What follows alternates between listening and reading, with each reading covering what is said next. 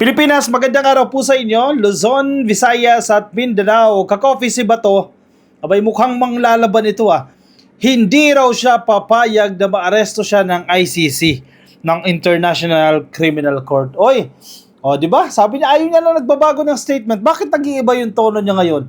Samantalang noon, sinasabi niya, Trillanes, sumama ka pa sa ICC, ikaw mismo magposa sa akin.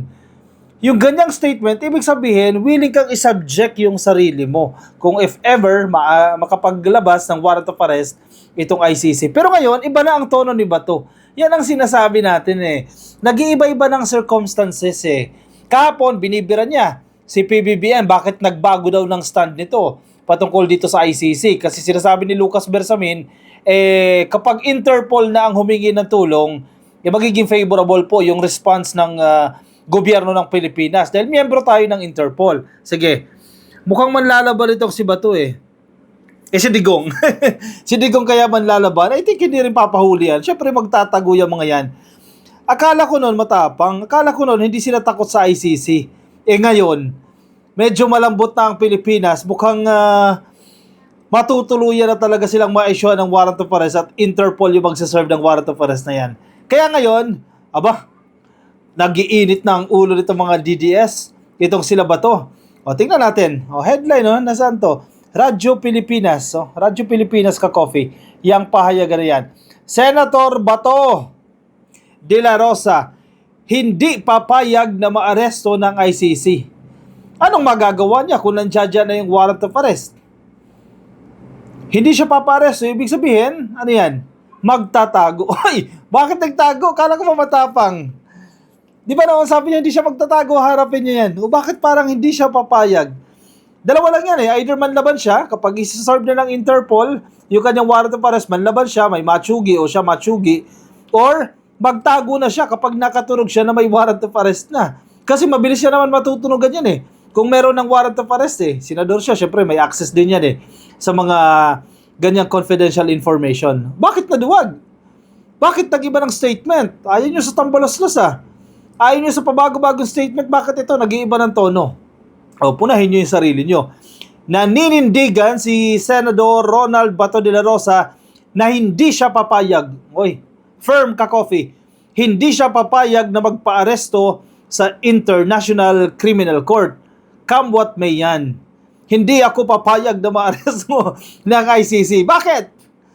Bakit worried bigla? Kinabahan ah. Sakali mang maglabas ito ng warrant of arrest laban sa kanya.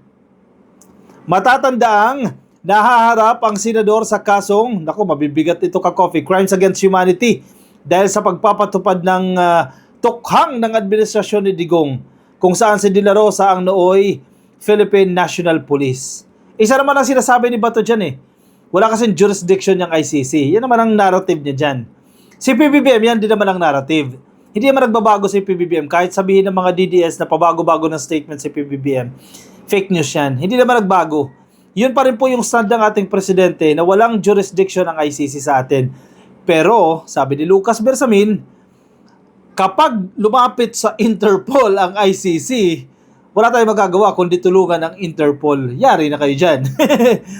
Naniniwala si De La Rosa na walang jurisdiction ng ICC sa Pilipinas matapos kumalas ang ating bansa sa Rome Statute o ang kasunduang bumuo ng ICC noong 2019. Ang polisiya pala, kung kailan nangyari yung mga aligasyon na yan, yung krimen na yan. Miyembro pa tayo that time kasi may 1 year na palugit ka-coffee bago totally matanggal yung ating membership dyan sa ICC. Kailan ba nangyari yan? Di ba pag upo pa lang ni Digong, 2016, 2017 na yan, namayagpag Chug, chug, chug, chug, chug, chug, chug, chug, chug. 2019 lang tayo kumalas eh. Kailan nangyari yung pagpapas lang nila sa 30,000 na tao? 2016, 2017. Kumalas tayo 2019. So yung krimen, nangyari. Miyembro pa tayo ng ICC. Ganyan pala ang policy ng ICC. Naku po, maghanda na kayo na magagaling na abogado dahil mukhang tutuluyan na kayo. Kakabirada nyo, tinan nyo ang karma. Di ba? Ang bilis ng karma. Binalikan agad kayo ng karma. Dinagdag pa ng mambabatas na epektibo na ang withdrawal ng Pilipinas sa ICC nang simulan ng mga prosecutors nito ang investigasyon. Regardless, ang policy nila kung kailan naganap yung insidente na yan. Miyembro pa tayo nang naganap yan. Sakali namang hingin ng ICC ang tulong ng Interpol kapag maglabas ng warrant of arrest, giniti De La Rosa na ang PNP ang dapat na tumugon dito bilang sila ang miyembro ng Interpol. Wag nang turuan ng PNP. Alam na nila yan. Siyempre kukuha ng direction yan from the DILG. Ang DILG kukuha yan ng direction from the executive.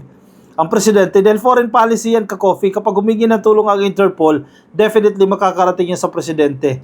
Ibinibira nyo ng binibira yung presidente. Isang goal lang yan, ipibibira mo, sige, tulungan nyo na yung Interpol. Huli kayo lahat dyan.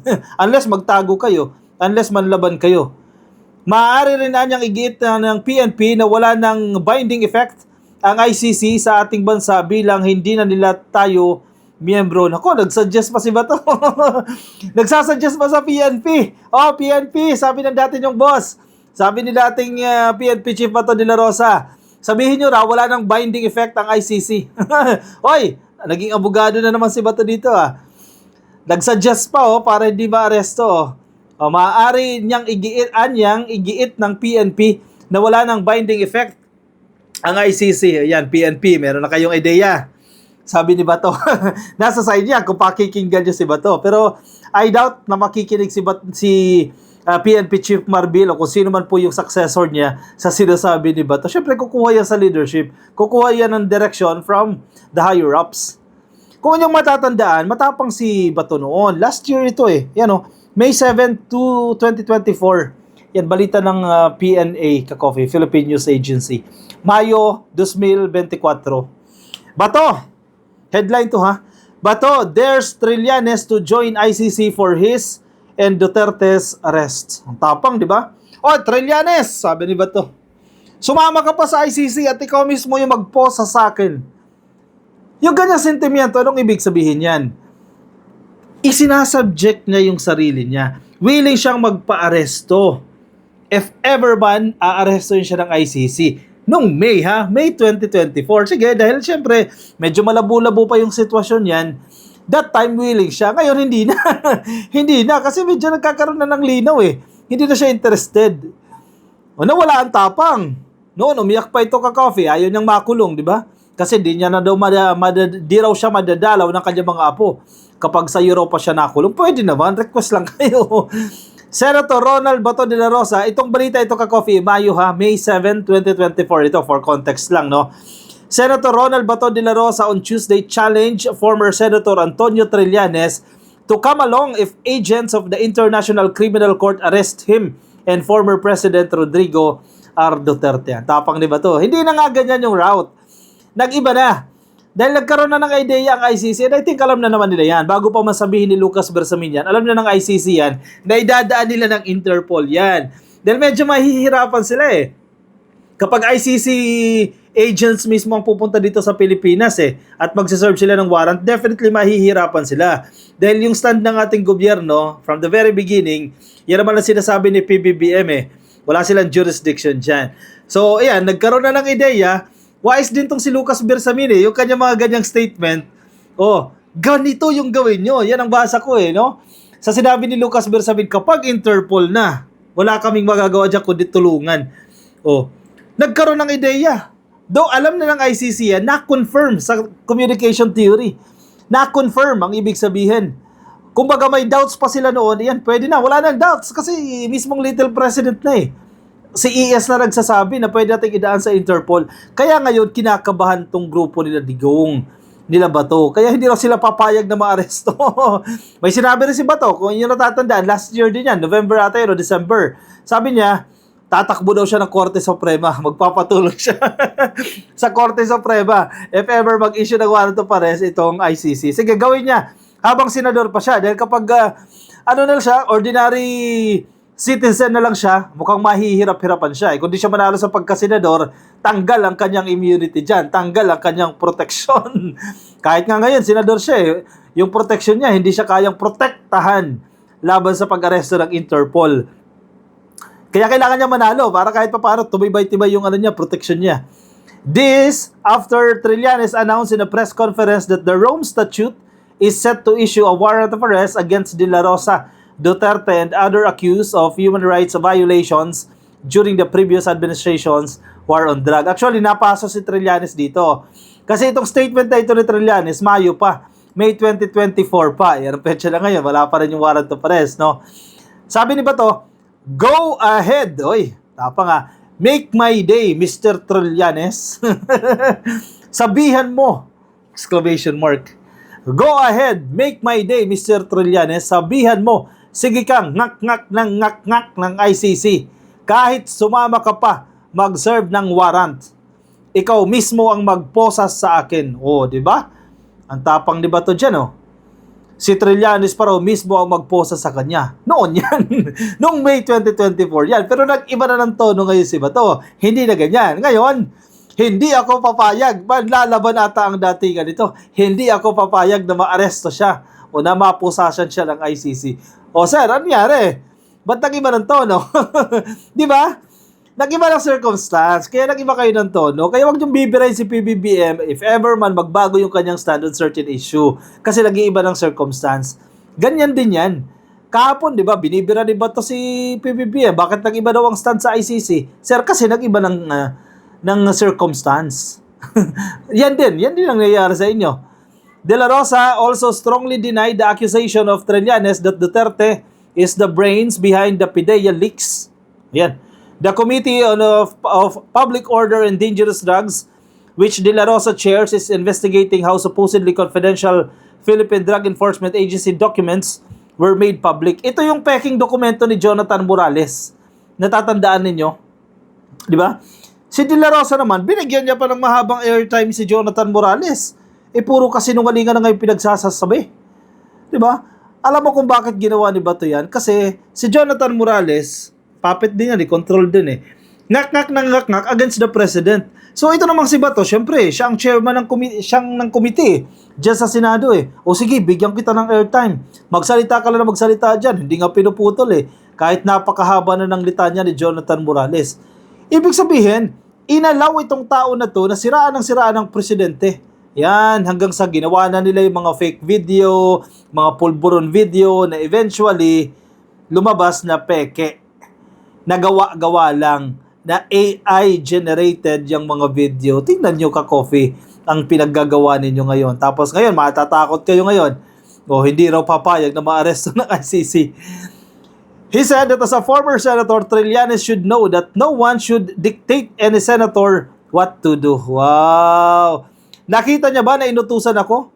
Hindi lang i-deny. Nakakahiya po ang statement na yan na inutusan ako. Never po akong magpapagamit kahit kanino man. Naniniwala kayo? Paano ko si Digong na yung mag-utos? Hindi ka magpapagamit? Noon sinabi mo, yung loyalty mo na kay Digong eh. Wala sa Pilipinas, wala sa bansa, kundi kay Digong. Tapos ang statement na ito, hindi raw siya magpapagamit kahit kanino man. Oy, Digong, hindi ka gagalang, utusan mo si Bato, hindi ka susundin. Kasi hindi raw siya magpapagamit kahit kanino man. Hindi ako naniniwala, selective tong statement na yan. He reiterated that he will not support any destabilization plot against President Ferdinand Marcos. Wow, talaga ba?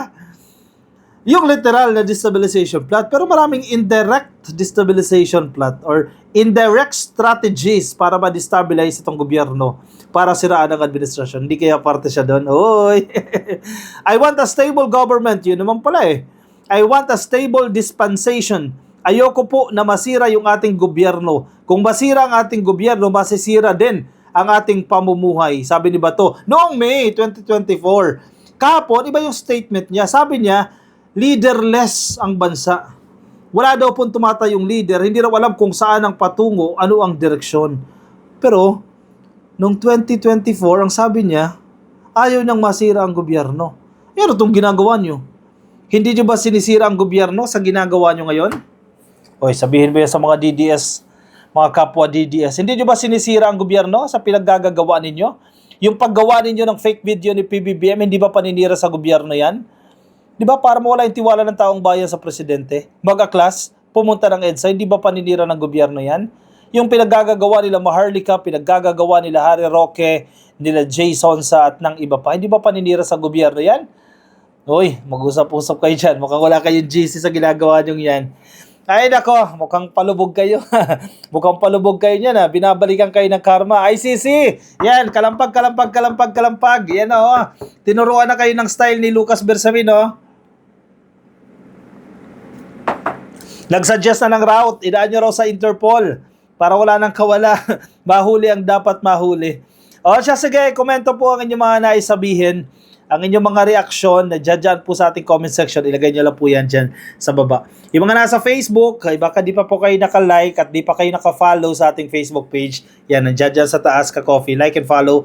Yung mga nasa YouTube, click lang po na subscribe dyan sa baba at hit nyo na rin po yung notification icon para kayo din po i-updated na rin sa ating mga bagong upload. Mananatili tayo magbabantay sa mga kaganapang political po dito sa Pilipinas. O siya, sige, maraming salamat po sa mga sumama. Ingat kayo, ka-coffee, nasan man po kayong panig ng daigdig at kape tayo. Bye-bye everyone.